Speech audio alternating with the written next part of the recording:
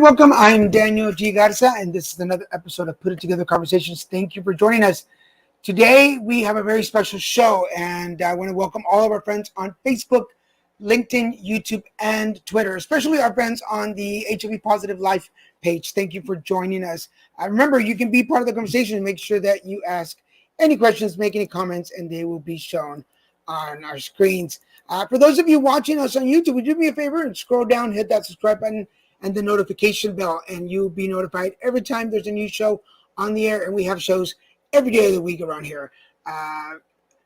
Thank you so much for being part of us today. So if you see me a little nervous, I am a little nervous, mainly because it's a really important topic for me. HIV awareness and education. For those of you that have been following me for a while know that I've been HIV positive for the last 20 years. So anytime that I have the opportunity to share information, what's new, what's changing, I will bring it to you. And today we have very special guests. We have the folks from PAGE, which is a prevention through active community engagement. And we have three of the officers from the organization coming to talk to us today. Let me tell you a little bit about them. First of all, we have Michelle Sandoval Rosario. She serves as the Prevention Through Active Community Engagement Director for Region 9, which is California, Nevada, and Arizona. Prior to joining PACE, Michelle was with the CDC for 13 years in Arizona and Indiana, where she provided critical leadership during high-profile infectious disease investigations, including one of the largest rural community outbreaks of the HIV infection among injected drug users.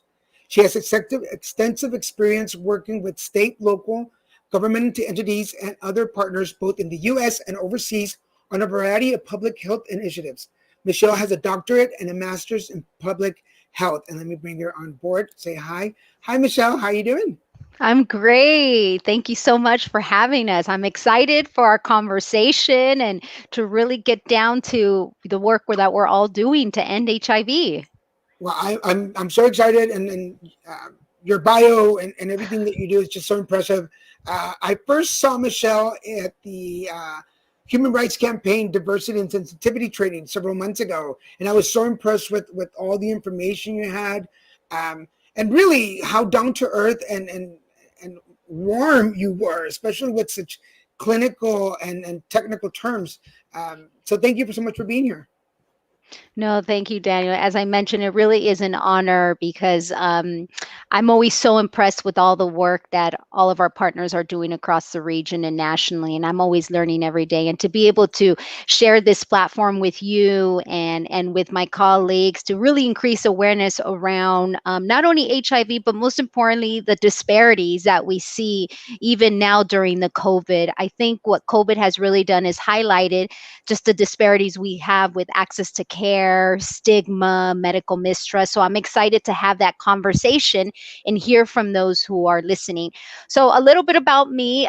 Thank you for sharing my bio. But like I said, it's really exciting to be here, knowing that you're in Orange County, but we're reaching folks nationally, right? I'm here, born and raised in beautiful Los Angeles, California. I actually went to school. I went to UC Irvine in Orange County. So I spent about 4 to 5 years or so. It's always great to connect with our partners. And as you mentioned with my bio, a lot of my work has really been focused around unpacking and addressing health inequalities, not only with HIV, but all of the disparities we have. So I'm very excited to be here. I'm excited to have this conversation and talk about solutions, right? What can we do to move forward? So thank you for having me. Thank you. Second guest today is Mr. Read down your bio. Mr. Alberto Pina. He serves as the public health analyst in the Prevention Through Active Community Engagement for Region 9 in the HHS Office of the Assistant Secretary of Health, OASH. Prior to joining OASH, he served with the Centers for Disease Control and Prevention. Alberto has extensive working knowledge and experience with faith-based organizations where he developed and led several family and youth programs in underserved and disproportionate communities. He completed a master's degree in urban public health from Charles Street University School of Science and Medicine. Let me bring him over onto the camera. How you doing, Alberto? Welcome to the show. Hey, Daniel. How are you? Thank you so much for allowing us to be a part of this platform and sharing the work that we're doing. Definitely amplifying our initiative and our work. So definitely a pleasure to be here with you today. No, thank you. I had the pleasure the first time I connected with your office. We were in a. I was so nervous then, and I'm still nervous now. I'm so impressed with the work that I do. Before we get started, just quickly, what brought you to do this kind of work? So as you mentioned in the bio, I was with the Center for Disease Control and Prevention, CDC, for some years, and I had the opportunity, as you highlighted in the bio, of working back in the community and engaging with the community. I grew up here in LA County, Long Beach, spent some time out in the Inland Empire. I understand what it is to be underserved, and having that opportunity to be back and working with communities of color is definitely something of a dream, I guess. Being in public health and being in the place that I am, to be able to serve, so working with families and youth, for many years, leading into public health. I always wanted to be a bridge, I'm educated. I come from a humble beginnings. And so being able to, utilize my skills in order to be this bridge, to help communities of color, my community, the Latino community, to have better health, and so that's kind of what brought me. I had this opportunity to join this team, and well, here I am today. Excellent. And we're going to talk more about it, because one thing from your bio that really stands out to me is the faith-based part, because being Latinos, religion is such a big part of our culture that we'll carry on in the conversation later, but it's also a big wall that as advocates we have to jump over sometimes to get the information out. So I wrote that on my notes. We're going to talk about that more in a minute. Sounds Third great. guest today, let me bring up this picture. I'm showing off the pictures because you guys look awesome in your military gear, and I just think they're so great. Such respect. Thank you so much. Mr. Jose Antonio Ortiz serves as the former Deputy Director of the Prevention through Active Community Engagement. He was Director of Region 9. Jose is a proud U.S. Navy veteran. He began his career as and I don't know what it means, but USPHS officer in 2007. He served as the senior program analyst for the Ryan-wide HIV/AIDS program under HRSA. Jose has an MPH and BBA in finance and business administration. You guys are so smart. Let me bring it about here. Jose, buenas tardes. ¿Cómo estamos? Oh. You're muted, Jose. Again, nice to be here with you today. ¿Cómo estás? Muy bien, muy bien. Gracias por la invitación. No, as for everybody watching, know that the language did not change on your computer, so don't mess with the buttons. One of the really cool things that we decided to do collectively was make sure that we put this information out for y'all in both languages. Me being bilingual, we want to make sure that we get information to you both in English and Spanish. So throughout the show, Jose and I will be giving you information in Spanish. Do not get discouraged. We will make sure to translate the most important parts so that you can follow along in information. Pero queremos que la gente que está viendo sepa que no solamente estamos representando a la gente que habla inglés, sino a la gente que habla español también, ¿verdad, José? Exactamente. Y nuevamente te quiero recalcar, gracias por invitarnos y gracias por invitarme, porque en realidad, pues, junto con Michelle y Alberto, yo tuve la oportunidad de ser uno de los primeros pioneros, si se le puede decir, cuando empezó el programa de acción preventiva comunitaria con el HIV en Los Ángeles, en la región 9, hace unos 2 años atrás. Y empecé con Michelle, y Alberto fue la parte nueva original que unimos con nosotros. Y ya el equipo, como te digo, fue muy fuerte, fue muy interesante lo que empezamos. Y yo pues ya me estoy moviendo hacia nuevos horizontes. See, so Jose is leaving. I told him before the show started that I was a little disgruntled because I just met him and I wanted to work with him, and now he's moving. But hey, that's important thing is that if you're moving higher in the ladder, remember us because we got a lot of work to do. No te olvides de la gente pobre, por favor.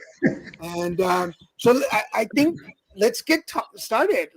We have a lot to talk about, and remember, for those of you that are watching, this is about you too. So if you got an announcement that the show was on today, that means you're either an advocate or an activist or you're an ally in the community, and we want to hear from you. What questions do you have? What comments do you have? And we'll post them out here and we'll relay them. We already have one comment, and it says, "I'm an officer from here, I guess wherever you are from. Do we have manuals?" There are websites, and we're going to post the website later to make sure that you get all the information wherever you are, even if you're out in the country. Something we are giving you will probably help you wherever you are. So yes, we will give you links and information to wherever you are so you can access information wherever you are. Let's start with PACE. What is PACE, and who are you? And I kept saying that earlier. Who are you? But what is the organization? It's not just the picante sauce, folks. There's more to it. So who wants to tell us where PACE came from, why it got put together, and what do you do? Well, why don't I jump in and then have my friends, my colleagues here add in. But Danielle, that's a really good question, right? We often get asked, what does PACE stand for, right? And you mentioned it, prevention through active community engagement. And I really want to emphasize active engagement because that's really what we do. We're really about supporting our grassroots partners, working with them, really unpacking those health inequalities when we talk about HIV. And I'm sorry, Danielle, but I think I'm hearing an echo. Oh, can you hear me okay? We can hear you. Okay, awesome. So, for those of you who might not be familiar with this whole ending the HIV epidemic initiative that you'll hear us talk about a lot, I wanted to just, Danielle, take maybe just a minute or so to just give a quick, elevator speech on what it is, because I think it's really going to frame our conversation when we talk about some of those adaptive challenges when we talk about stigma, the medical trust, limited access to care to many of our communities, of our Latinos and our communities of color. So this ending the HIV epidemic is a national initiative that started, I think, about almost 2 years ago. We're going into year two, right, Jose and Alberto? And it's really a focus around using all the tools we have today to end HIV. We just celebrated our 40th year anniversary of the first 5 cases of HIV and AIDS that we identified in San Francisco, in the LA area. And we know that the epidemic has changed significantly, right? It now impacts many different communities, both the heterosexual community, the LGBTQ plus community, all communities of color, right? We've seen this change in the last 40 years and we've made some significant progress. However, we still see significant disparities when it comes to HIV. And I know that the talk is focused on HIV, but I really want us to have a robust conversation on these health inequalities that we see among our Latinos, right? And our communities of color. So this initiative started 2 years ago, and this is very exciting time because, as we all know, we are in a new administration who supports us ending HIV. So the goal is that in the next 10 years, we are going to reduce the number of new HIV cases by 90%. So with this initiative grew what we called the PACE program.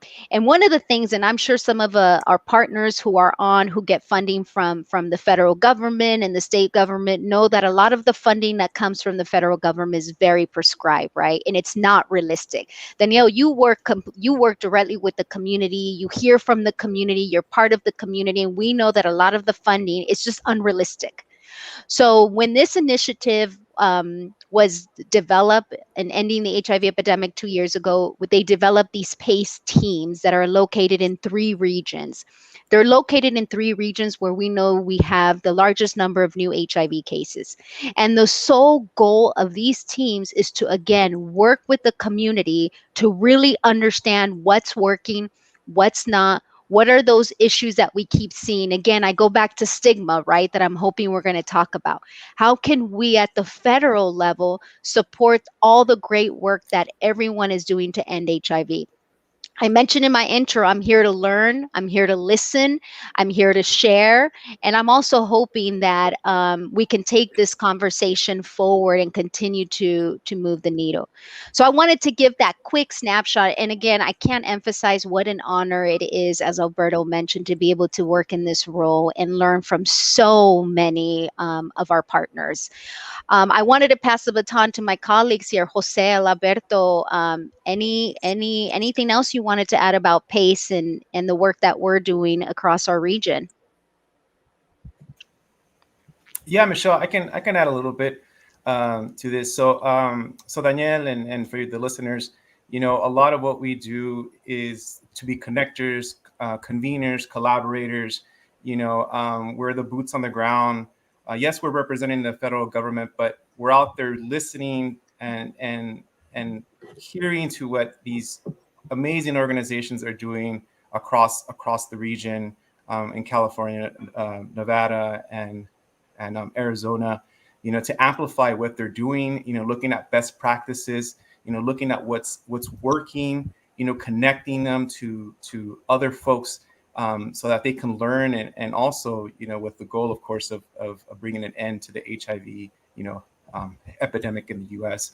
So that's a lot what we do. There's a lack of awareness in a lot of, for example, in like faith-based communities, that HIV is still existent, that it's still a concern, lack of awareness that it's affecting women and youth, heterosexual women. So that's a little bit about what we do, again, being connectors, collaborators, and conveners.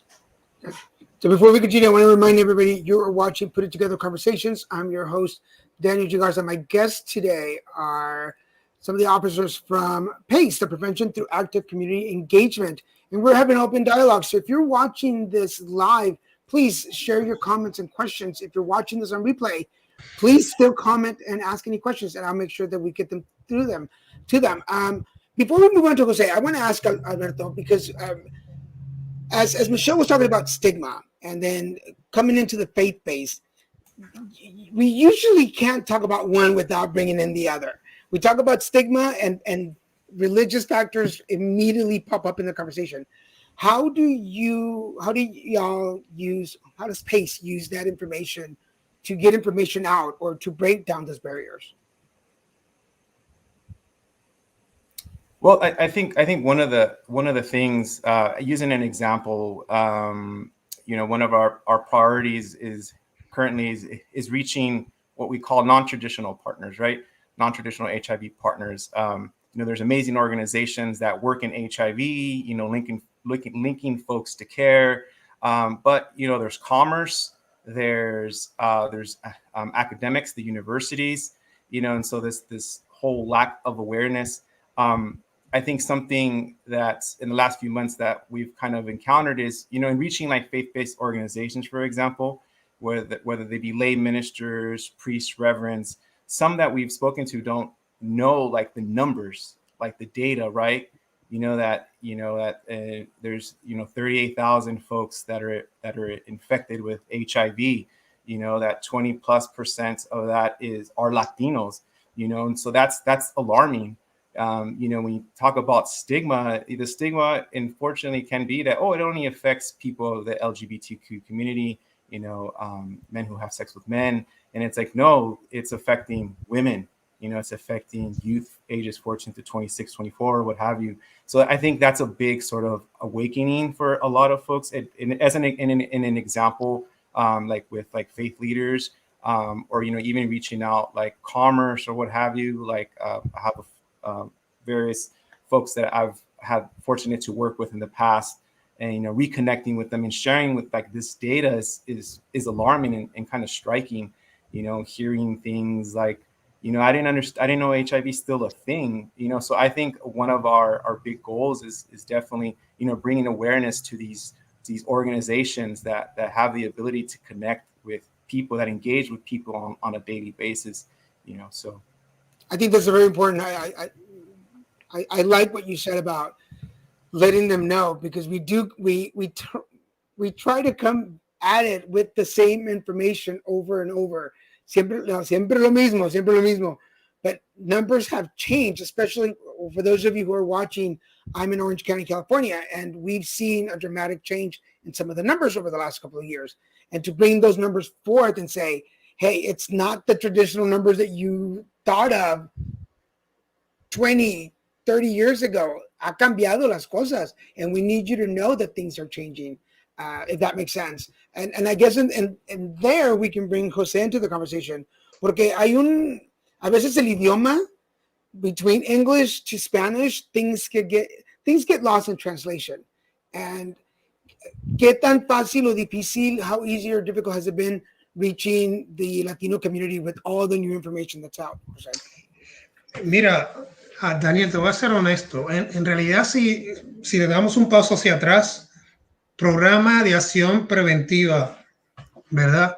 Mediante acción comunitaria. Una de las cosas que Michelle y yo descubrimos que fue, yo te diría, un reto cuando llegamos a Los Ángeles fue que como nosotros nos conectamos directos con la comunidad latina, descubrimos que el desconocimiento que había, tú mencionaste estigma, el desconocimiento que había entre la comunidad latina, ya sea por el machismo que existe entre nosotros los latinos, el desconocimiento de que existen métodos de tratamiento, el desconocimiento de qué es el HIV.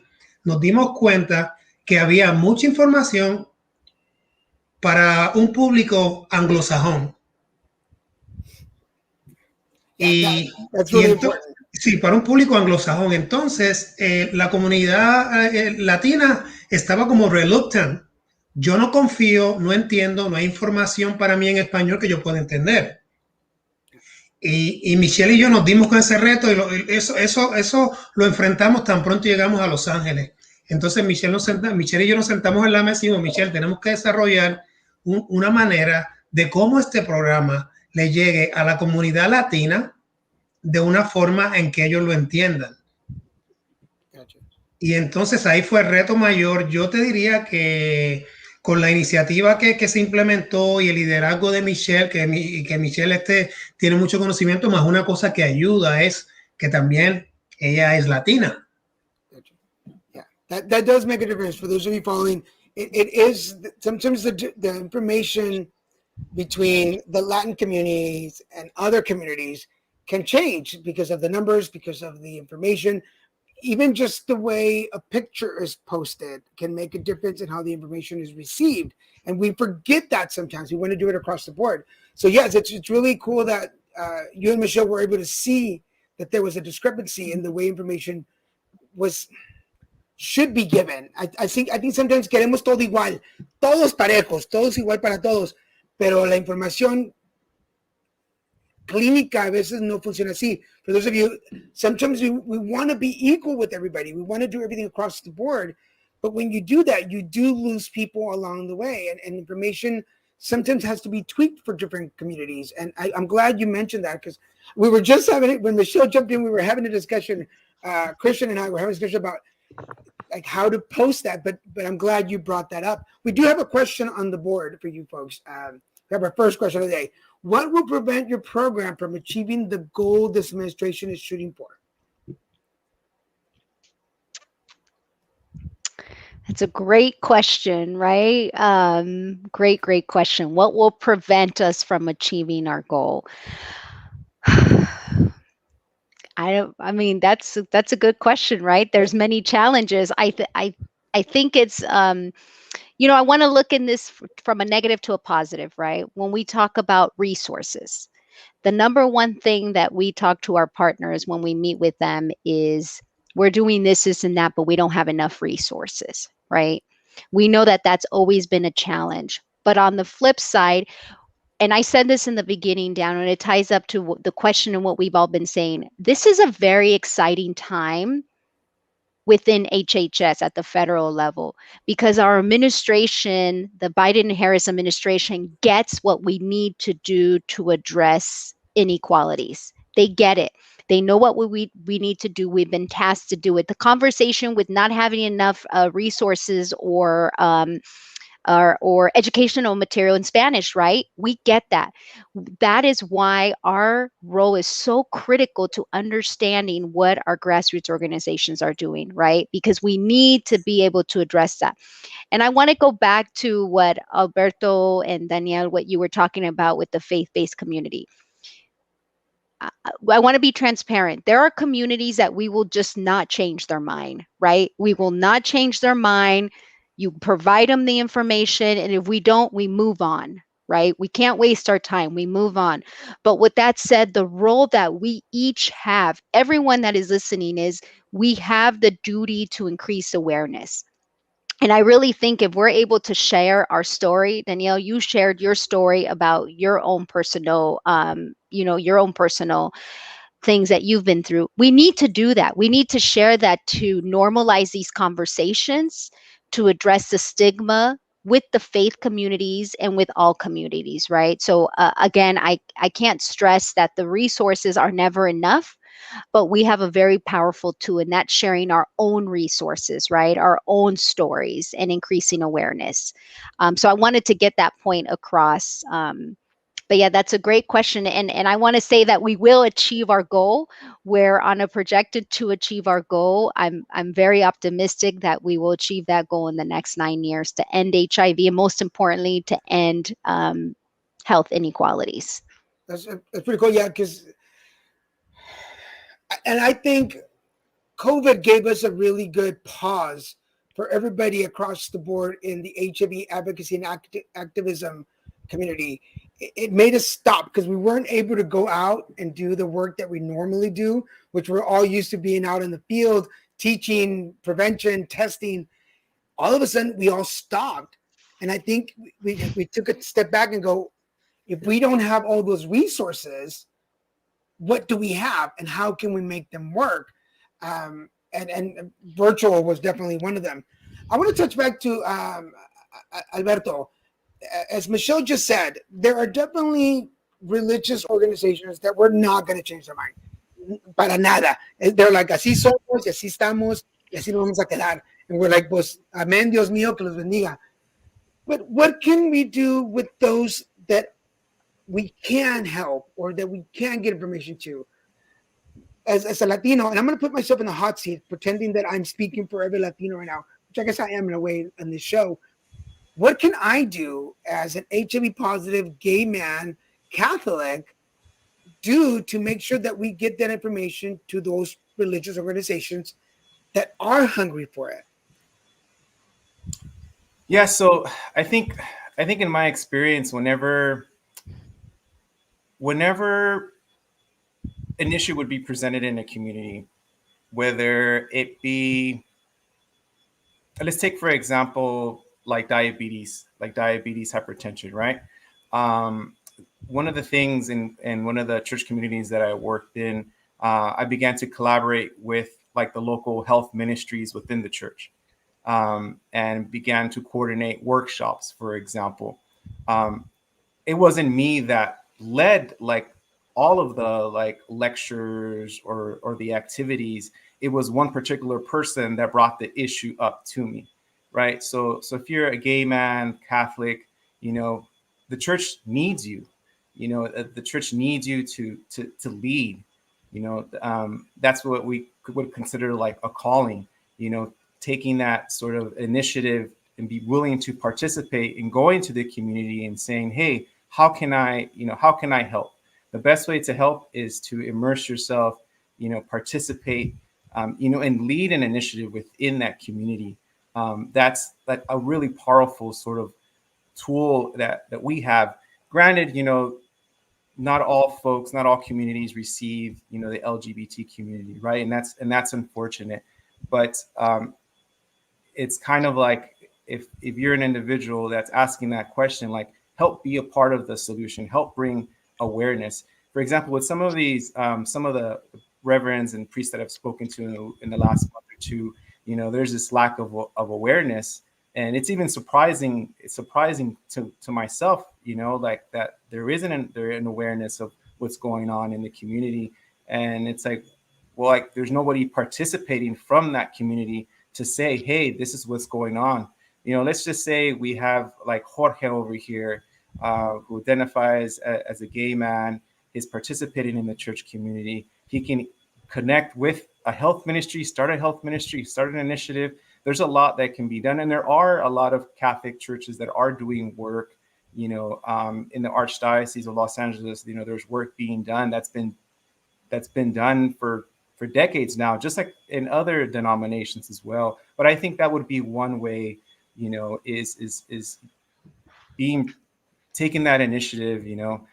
It may be uncomfortable, but there are a lot of amazing reverends and priests out there, rabbis as well, and that are willing, if you're willing to kind of step in that role and lead sort of that initiative. So, well, I see a new project starting here. I think we just planted the seed there. For all of you watching that are part of a church, if you have not had an HIV education presentation, what's stopping you? There's some of us who are willing to come and do the presentation. Listen, once you've been positive for 20 years like me, there's no uncomfortable conversations anymore. Like, there's a door, we'll knock it down. But if you are willing to reach out to one of us, and I'm sure we can come together and do a presentation. Before we continue, I do have another question on the board for you guys. Is PACE aware of the mRNA HIV vaccines being worked on or possibly in clinical trials? Do you think there will be the same social cultural pushback as we have seen with the COVID vaccines? Oh, that's a big question, loaded question. Who wants to take that? Against el viento. Jose, did you want to jump in? And then my thoughts are already rolling. No, I would like to jump in real quick.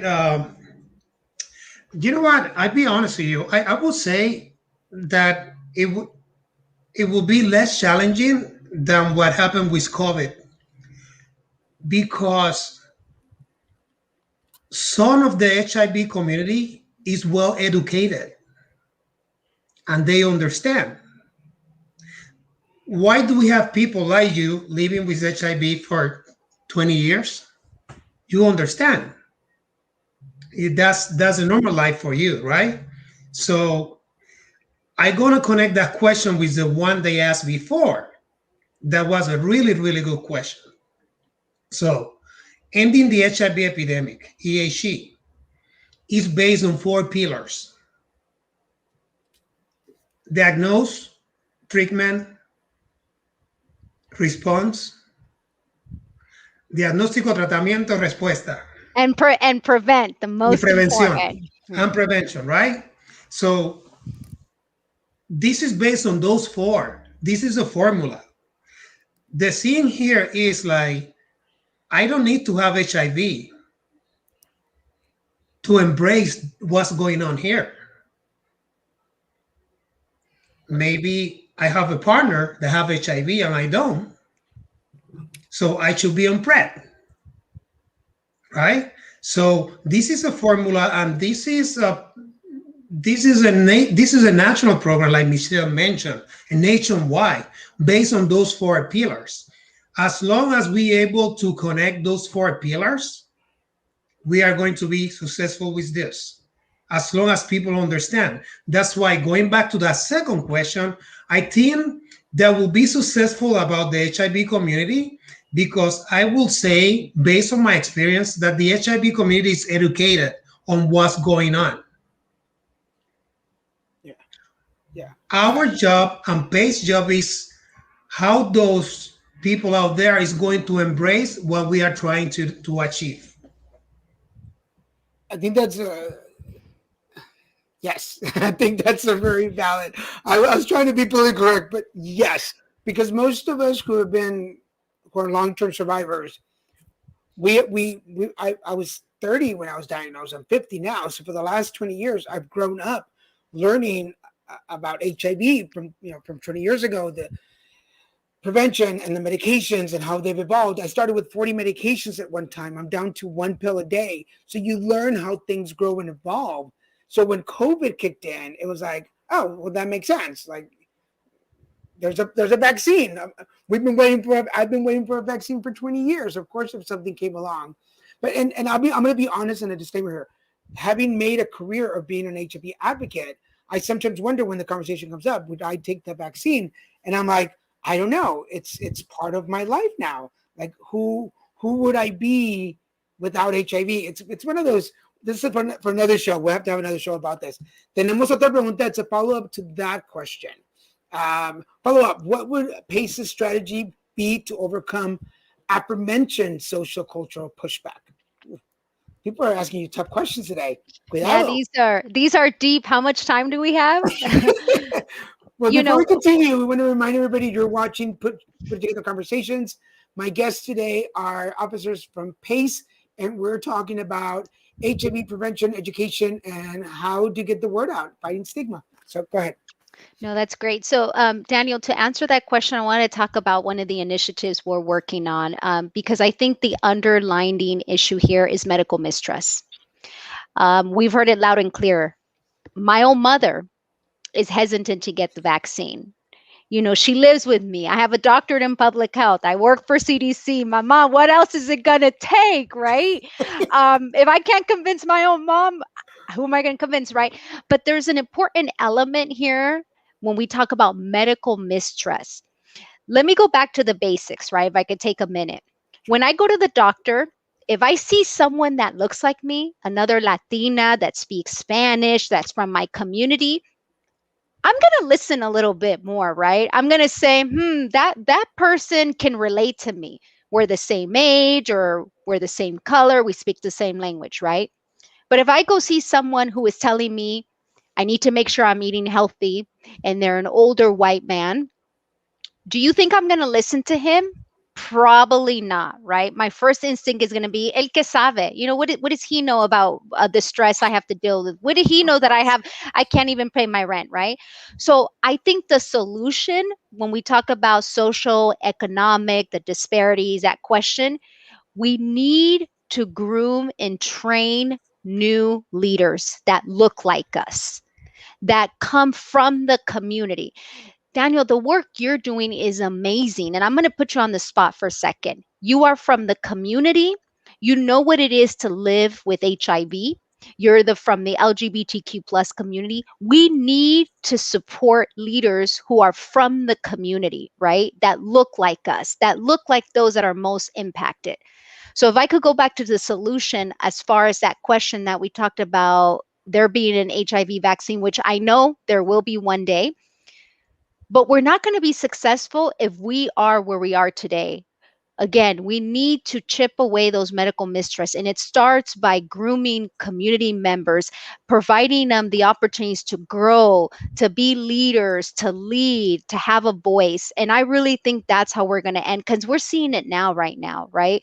We still have a large percent of our country that do not trust what we see on CNN, what we see our Surgeon General, what we see Dr. Fauci, right? Who is an amazing, brilliant doctor, who is an expert. We still have communities that don't believe in him, again, because we have that medical mistrust. And I go back to that stigma. If we do not address that medical mistrust, we are not going to be successful. One of the initiatives that we're really working in us is really addressing those medical mistrusts, and most importantly, addressing provider bias. We're really working hard to, number one, not only recruit new future medical leaders, future HIV specialists, because we do have a shortage. A lot of them are retiring and a lot of them do not look like us, but also making sure that we address the medical mistrust from the provider side, making sure they're aware of those 4 pillars that Jose mentioned, making sure they are aware that the epidemic is different. The epidemic looks like your abuela, like your neighbor, like your daughter. There is no demographic that is not touched by the epidemic. So that was a lot, but I wanted to share that that's really an initiative we've taken on with our partners across the region to increase awareness among providers and really create and help leaders from the community to be advocate and help address that stigma and that medical trust. And I think that is the way we're going to be successful. Well, it's cool that you brought up the fact that we need to train people, because in the last conversation we had, I was just talking about NMAC, the National Minority AIDS Coalition, that put together a training called Block, Building Leaders of Color, which I'm very honored that I was one of the first Latino advocates that was invited, or actually submitted, and I was approved for the program. But it was all in Spanish. Un entrenamiento toda una semana. It was 5 days, 5 hours, very intense. And we were talking about this yesterday. I've been an advocate for 20 years, and to learn everything in Spanish was like rewiring my brain. I was like, ¿Cómo se dice eso? Like, I don't know how. But these programs have been around for years. So if you're in your community, there must be a training program for advocates, and we need your voice out there. I'm a graduate of the LEAP program out of Houston, which is Learning, Empowerment, Advocacy, Participation. I went through that program in 2002 when I graduated from them. So that's where I started. And we're actually working on something here locally in Orange County. So I'll have to talk to you guys off camera about that. But we're Radiant Health Centers that I'm part of, we want to launch an advocacy program to train the new voices. And Alberto and Jose might answer to this, because one thing we talked about yesterday, I'm getting all passionate, I'm going to get off my seat. One thing that I was talking about yesterday is even within the Latino community, the spectrum. There are those, starting from one side, there are those who are monolingual, undocumented, living in the United States. And then there's the other, and those of us who are citizens, maybe immigrants, bilingual, and the privileges that come with both sides, actually. Sometimes I don't have the voice to address some people in my community, and we need folks to do that.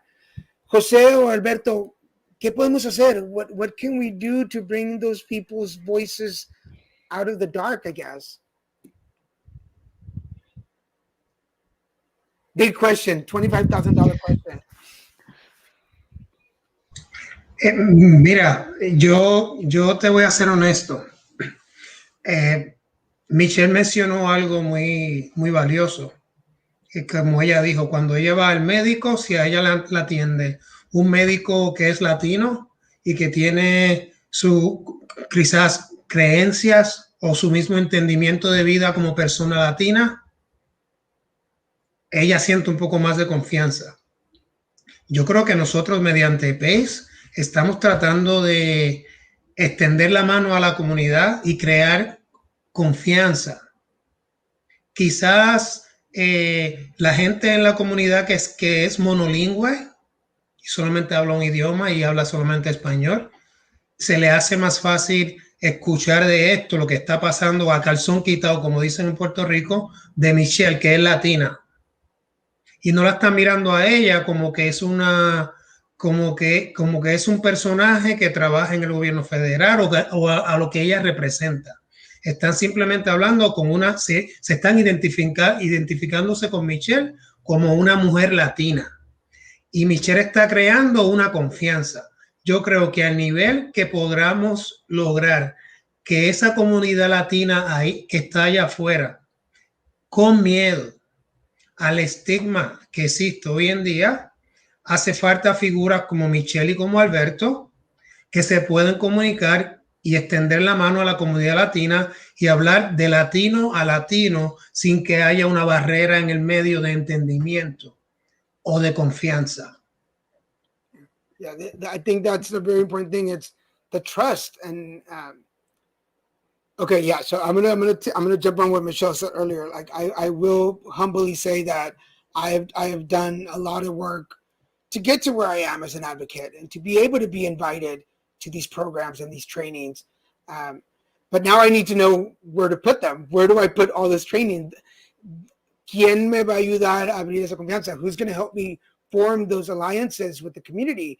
And I invite, it's not a challenge, I invite for all of you advocates out there who are bilingual, who understand the language. Si eres inmigrante, si hablas otra lengua, si conoces a la gente de tu comunidad, be part of the change that we want to make, and join us in going out and talking, even when they don't want to always listen.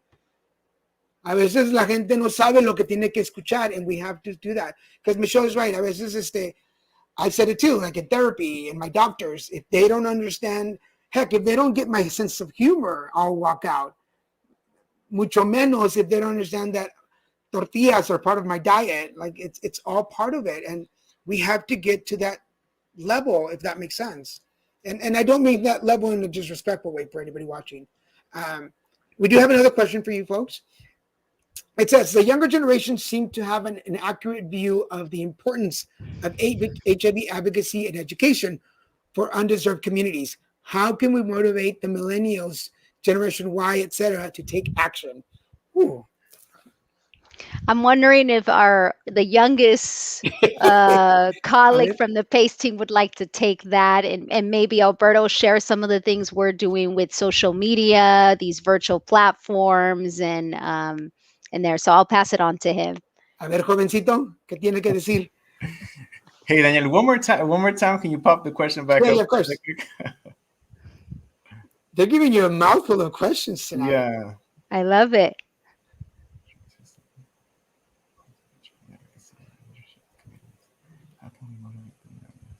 So what can we tell these younger folks?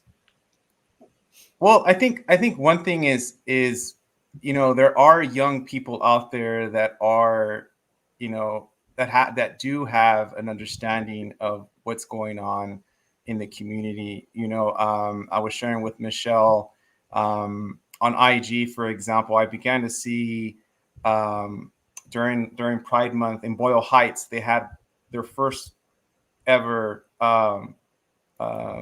LGBT festival type in Boyle Heights, which is dominantly Latino. There's generations of family that are living there. A young person, put this together, and it was pretty inspiring. So I think one of the things is definitely, like, one of our roles, of course, is to identify organizations like that, and be able to amplify like the work that they're doing.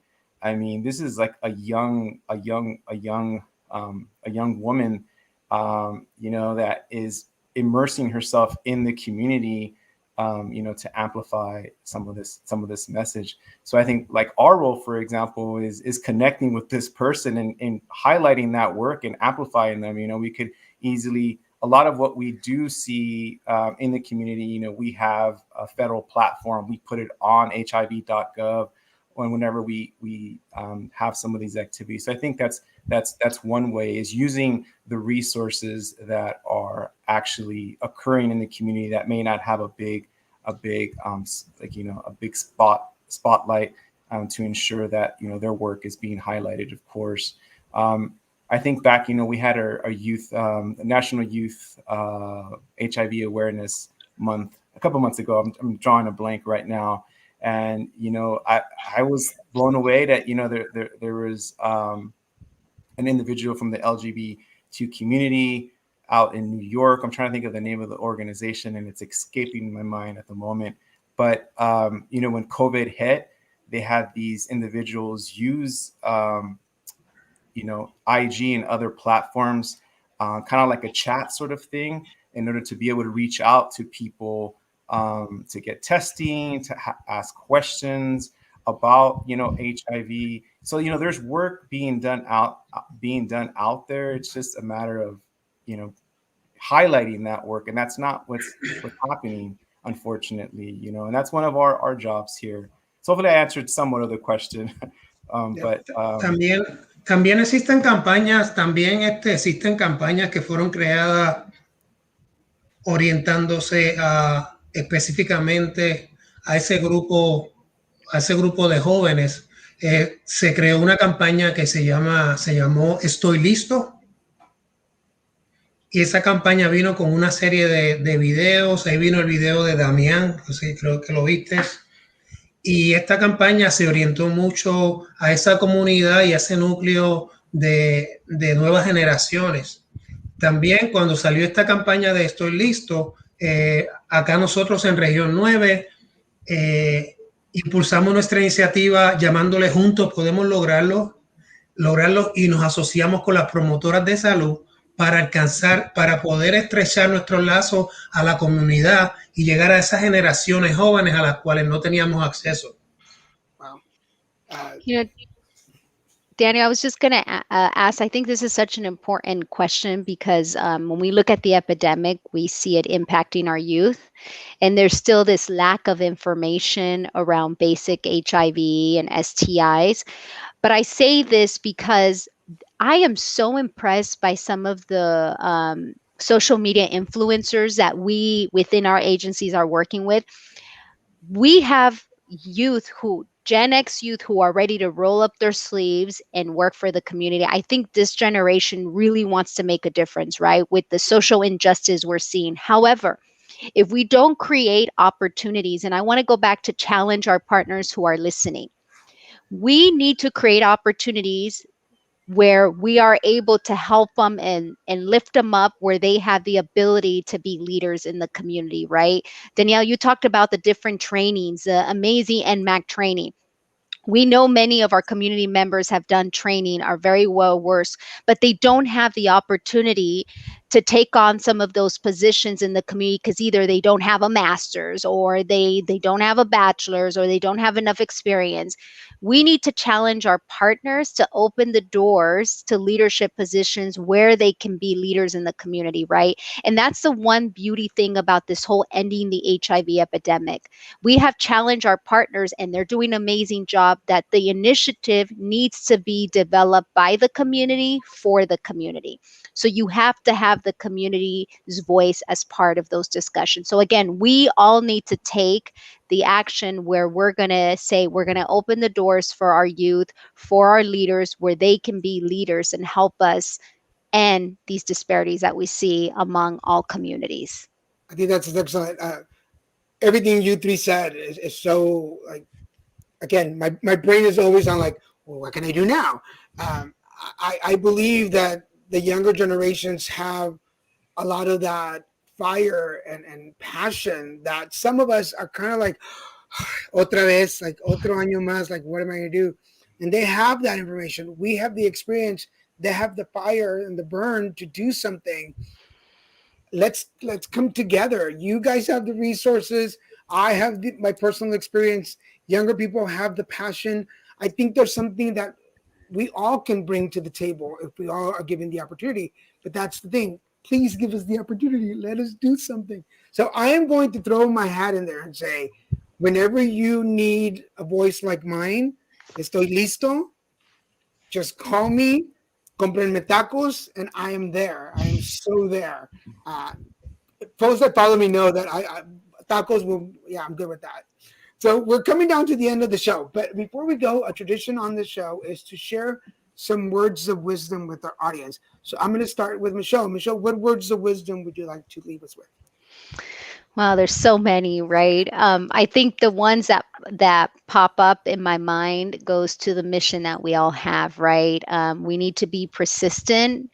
We need to look forward and know that we can do it. And juntos podemos acabar con la epidemia. Together, we can end HIV. And I am honored to work with all of you. And please reach out to us. We're always willing and we want to work and learn from you. Thank you. Alberto? Ooh, on the spot.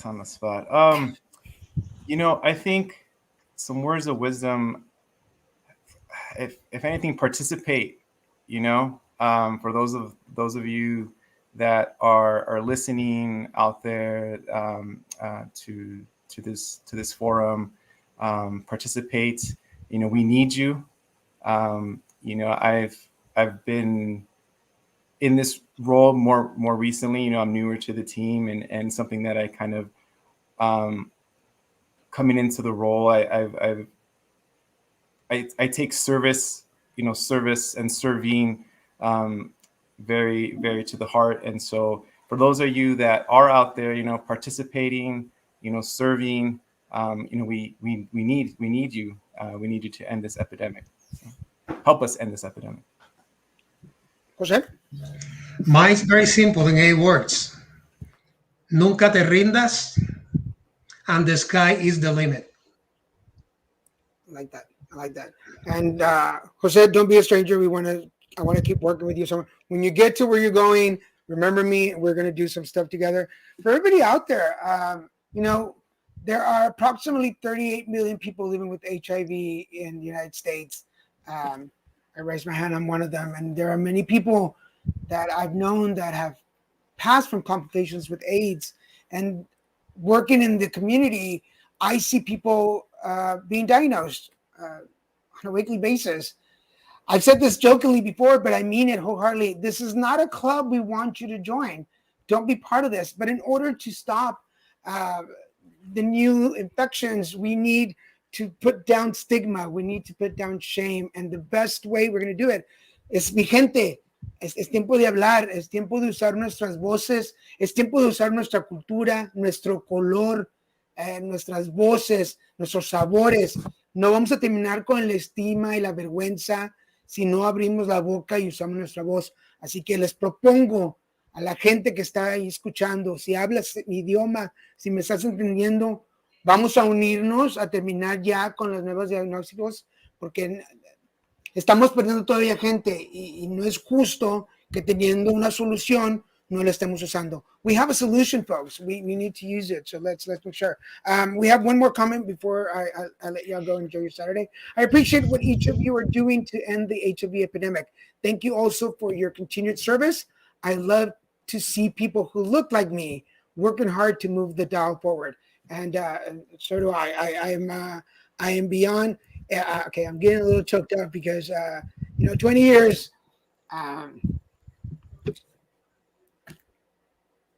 20 years is said easy, se dice fácil, but han sido 20 años, it's been 20 years of pills and doctors and treatments and other illnesses and other diagnoses. And like I said earlier, seeing friends pass away and seeing new faces come in scared because they've been diagnosed. It's a lot to carry, and we need you, the community, to help us out. For the three of you, I am beyond honored and grateful that you took my invitation and came on and shared your wisdom. Please come back and let's do more. It's hard sometimes to be an advocate and a patient at the same time. And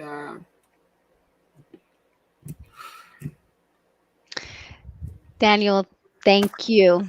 Thank you. It's an honor to share this space with you. And we need more leaders like you to share the story. And it's not the numbers. You talked about 38,000 that we have, right? But it's putting the faces to the numbers. And I think that is what's going to make us successful. So thank you.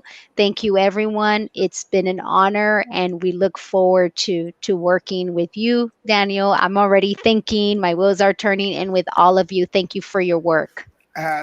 Again, gracias por todo lo que están haciendo, José. Buena suerte en tu nuevo camino. Albert, I know you say you're new to this, but man, you were so on top of it. I love seeing your energy and your passion. And buena suerte con todo. And I'm going to be bugging you for more stuff. Don't go away. Let me put you in the green room for a second while I say goodbye, everybody. No me despido, permítanme. For everybody watching, thank you so much. This has been another episode of Put It Together Conversations.